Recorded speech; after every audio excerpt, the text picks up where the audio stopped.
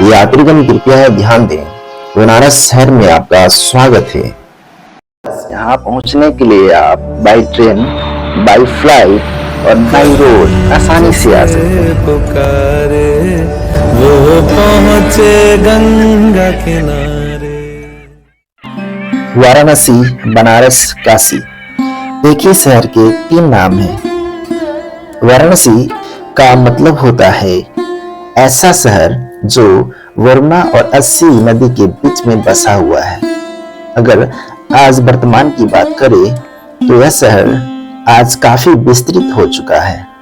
और अगर बनारस की बात करें तो बनारस का मतलब होता है बना हुआ रस, यानी कि एक लोकल मिजाज को, यानी कि लोकल मूड को रिप्रेजेंट करता है।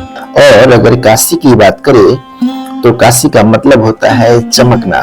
तो हम लोगों ने जाना एक ही शहर के ये 3 नाम हैं। ये शहर हिंदू धर्म में काफी अहम माना जाता है। यहाँ का काशी विश्वनाथ मंदिर भगवान शिव को समर्पित है।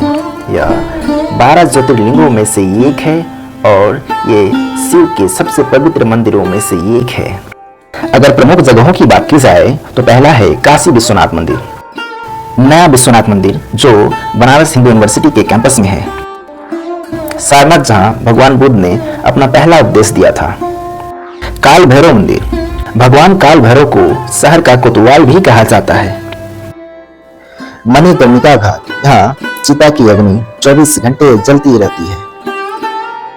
रत्नेश्वर मंदिर जो मणिकर्णिका घाट के पास स्थित है, यह लगभग 9 डिग्री तक झुका हुआ है। दशाश्वमेध घाट वाराणसी के सबसे प्रसिद्ध और सबसे खूबसूरत घाटों में से एक है। मान्यता है कि दशाश्वमेध घाट का नाम 10 घोड़ों की बलि देने के कारण पड़ा था। पशुपति महादेव मंदिर, जिसे नेपाली मंदिर और मिनी खजुराहो के नाम से भी जाना जाता है। दुर्गा मंदिर, वो कहते हैं ना, शिव के बिना शक्ति और शक्ति के बिना शिव अधूरे हैं, इसलिए वाराणसी में दुर्गा माता भी वास करती हैं। अस्सी घाट, यह घाट बनारस हिंदू यूनिवर्सिटी से नजदीक पड़ता है। ये साइबेरियन बर्ड्स ठंड के मौसम में हजारों की संख्या में आते हैं और घाटों को और भी आकर्षक बना देते हैं।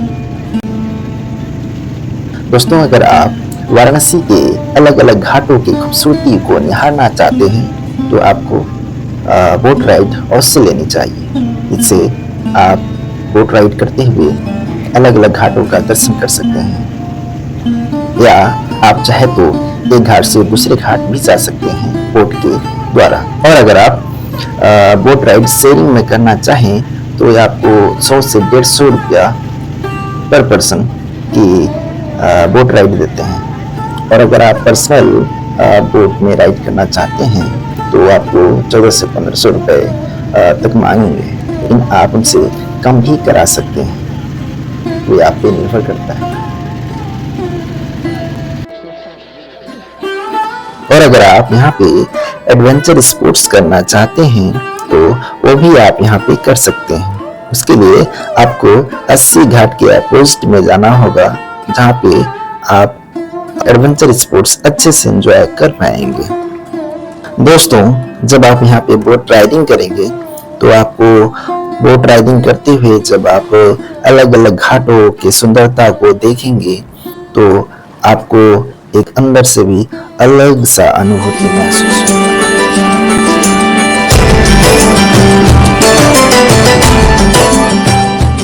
इस शहर में बसंत अचानक आता है और जब आता है तो मैंने देखा है, लहरतारा या मड़ुआ डी की तरफ से उठता है धूल का एक बवंडर और इस महान पुराने शहर के जीव किरकिराने लगती है।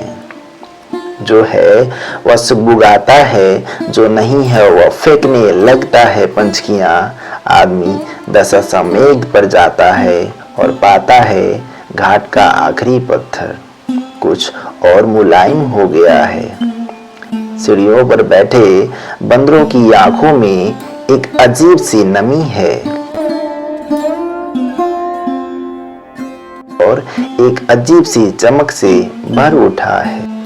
भिखारियों के कटोरों का निचाट खालीपन।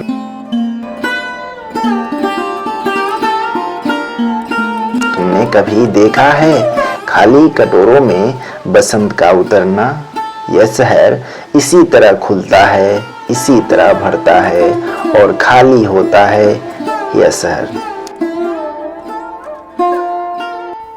दोस्तों, यहाँ का विश्वनाथ टेम्पल में एकमात्र ऐसा ज्योतिर्लिंग है जिसे स्वयं भगवान शिव ने बसाया था।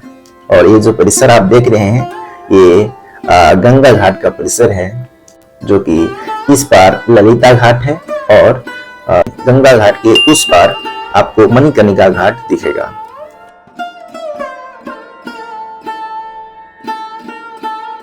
जो परिसर आप देख रहे हैं, ये गंगा घाट का परिसर है। यहाँ से लोग गंगा में डुबकी लगाकर सीधे मंदिर दर्शन के लिए जा सकते हैं।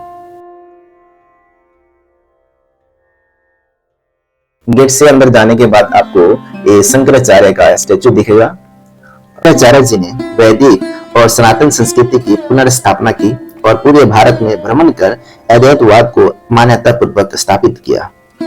इंदौर की महारानी अहिल्याबाई होलकर ने 1777 में इस मंदिर को दोबारा स्थापना कराई। यह मंदिर न जाने कितनी सालों से अनगिनत कहानियों को सहेजे हुए है।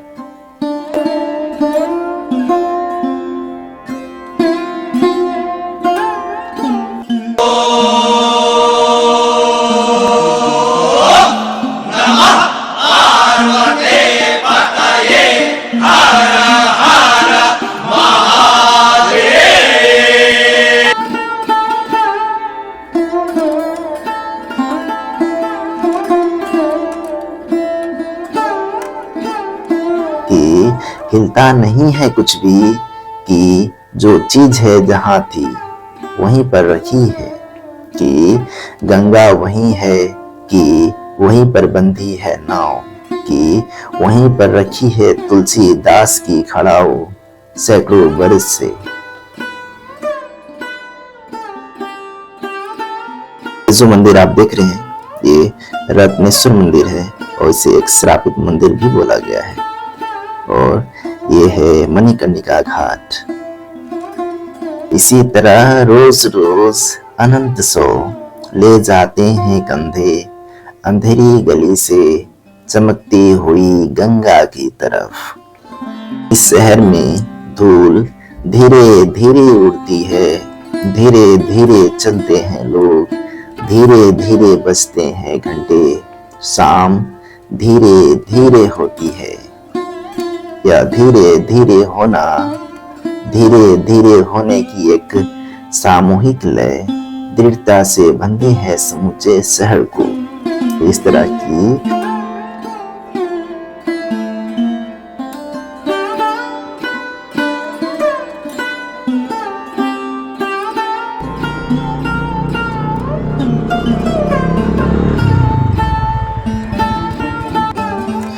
ये छोटी छोटी संकरी गलियां न जाने कितनी सालों से कितनी सांस्कृतिक धरोहर को संजोए हुए है और न जाने कितनी कहानियां यहाँ से शुरू हुई और कितनी कहानियां खत्म हो गई होंगी।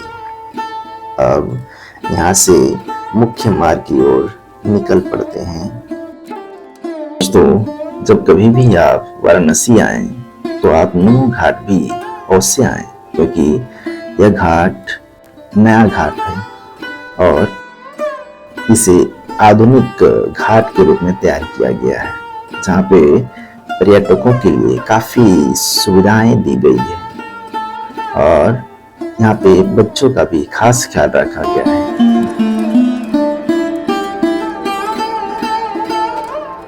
बच्चों का एंटरटेनमेंट के लिए ये बहुत सारी चीजें हैं जो बच्चे काफी टाइम यहाँ पे स्पेंड कर सकते हैं।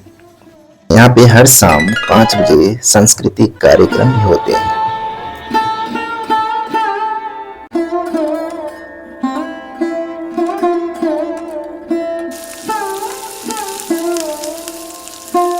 यहाँ से भी आप बोट से शाम के टाइम आरती देखने के लिए जा सकते हैं।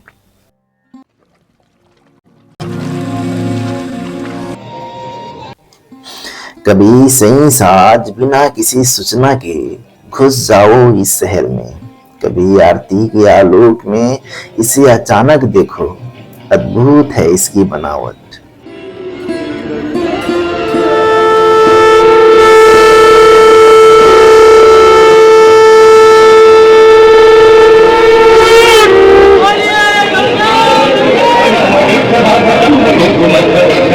यह आधा जल में है, आधा मंत्र में, आधा फूल में है, आधा सौ में, आधा नींद में है, आधा शंख में।